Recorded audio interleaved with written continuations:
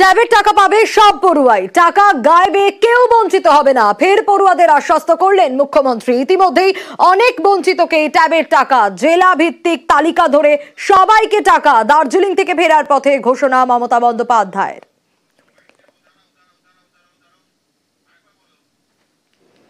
ট্যাবের টাকা পাবে সব পড়ুয়াই, টাকা গায়েবে কেউ বঞ্চিত হবে না, ফের পড়ুয়াদের আশ্বস্ত করলেন মুখ্যমন্ত্রী।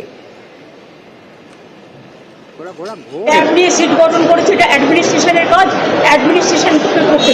এর মধ্যে মহারাষ্ট্রেরও অনেক প্রজেক্ট ওরা হাইজ্যাক করেছে, অন্যান্য রাজস্থানেরও করেছে, সব স্টেটের থেকে হাইজ্যাক করেছে।